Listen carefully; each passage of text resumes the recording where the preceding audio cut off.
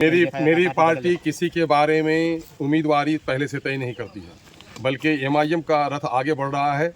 जो बढ़ के उठा ले हाथ में मीना उसी का है। इस अख्तर ईमान तो पूरे सीमांचल की बेबसी, लाचारी और महरूमी के खिलाफ लड़ रहा है, और सिर्फ नदियों में कलभट की बात नहीं कर रहा है, यहाँ के बीमारों के हॉस्पिटल की बात कर रहा है, नौजवानों के रोज़गार की बात कर रहा है, और इस मुल्क के वाजिब शहरी होने की वजह से अपने वाजिब जो शहरी हुकूक हैं, आइनी हुकूक हैं, उसके हुसूलियाबी की बात करता है।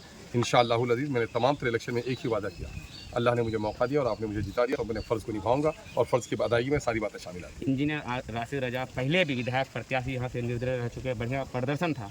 आगे चल के उनके साथ किस तरह का रहेगा रवैया? कहीं इस इलेक्शन में आवाम के दरमियान में जो लोग अपनी पहचान बनाएंगे, एमआईएम के लिए जैसा काम करेंगे, एमआईएम उसके साथ वैसा सलूक करेगी।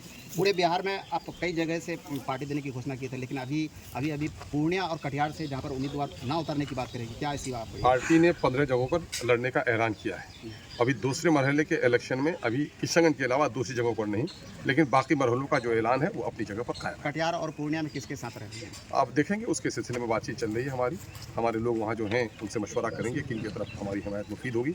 हम उसके लिए काम, जो सीमांचल के लिए मुफीद होगा, जो मुस्लिम मिल्लत के लिए मुफीद होगा, जो फ़िरका परस्तों के खिलाफ मुफीद होगा, यकीनन है कि हम फैसला उसी अंदाज से करेंगे। इक़्तिदार के भूखे लोग हैं, इनकी लड़ाई इक़्तिदार के लिए है।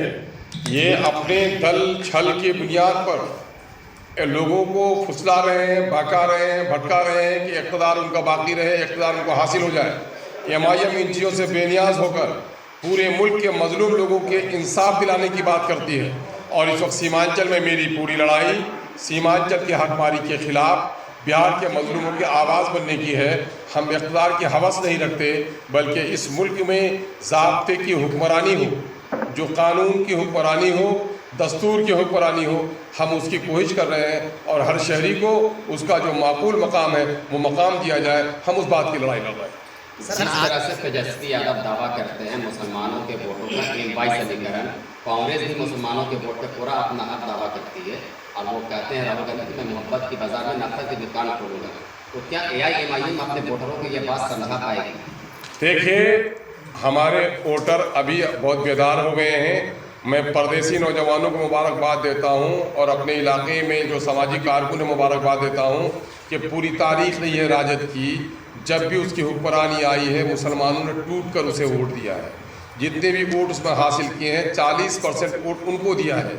लेकिन ये बताया कि आज बिहार में वो कितने लोगों को टिकट दिए हैं। बिहार में सिर्फ 2 लोगों को टिकट दे करके माइनॉरिटी के लोगों को औकात बता दी है कि तुम्हारी औकात क्या है।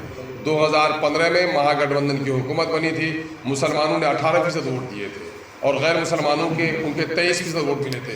कुल 41% वोट मिले थे, लेकिन 24% 23 वालों को उसने 38 वजारतें दी थी, और 18% मुसलमानों को सिर्फ 4 वजारतें मिली। उनके 25 वजीर बने, वजीर आला उसी के बने, नायब वजीर आला बने उनके, हेल्थ हुआ, एग्रीकल्चर हुआ, इरिगेशन हुआ, पीडब्ल्यूडी हुआ, आरसीडी हुआ, सब कुछ उनको मिला। मुसलमानों को खैराती वजारतें दी गई हैं। सब ने मुसलमानों के साथ दगा किया है। यही वजह है कि एमआईएम मजलूम मुसलमानों की आवाज़ बनने की कोशिश कर रही है। किशनगंज लोकसभा की जनता अगर मौका देती है अख्तर को सांसद भेजने का, तो यहाँ के जो नौजवान जो बड़ी संख्या में पलायन कर रहे हैं, उसके लिए क्या प्लान है? देखिए, पलायन को रोकना, एक तो ये बात जान लीजिए, मैं जीत जाऊंगा तो आसमान के तारे तोड़कर लाने का वादा नहीं करता। मुझको बरसों से नशे में रखा गया है। मैंने लोगों को होश में लाने की कोशिश की है, और 77 सालों तक हमें पामाल किया गया है।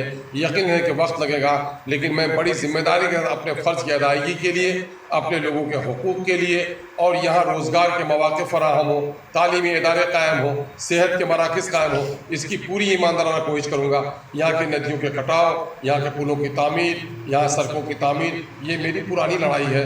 मैं अपने फ़र्ज़ की अदायगी करूँगा, मैं यही वादा करता हूँ। आखिरी सवाल, एआईएमआईएम के लिए चुनौती क्या है? इंडिया गठबंधन या एनडीए गठबंधन? नहीं, मैं तो ये समझता हूँ कि मेरे लिए इस वक्त कोई चुनौती नहीं है। आवाम की जो नौजवानों के जोश और जज्बे देख रहा हूँ, बूढ़ों की पेशानी पे जो एतमाद देख रहा हूँ, गलियों में माओ बहनों को जिस अंदाज से उनके नारे देख रहा हूँ, उनकी दुआएं देख रहा हूँ, मुझे यकीन होने लगा है कि ये महागठबंधन और ठगबंधन ये लोग अपने साथ लड़ेंगे, और इस बार इंशाअल्लाह किसान की आवाम मुझे खिदमत का मौका जरूर देगी। सर, आज आपके पार्टी में सुबह महानंदपुर पंचायत के मुखिया ज्वाइन हुए हैं, नौजवानों के जो नेता है, इसको लेके क्या कहेंगे? देखिए, राशिद करजई साहब जो सगवा महानंदपुर के मुखिया प्रतिनिधि हैं, एक बावकार नौजवान है, मजबूत इरादों का नौजवान है, इनकलाबी नौजवान है।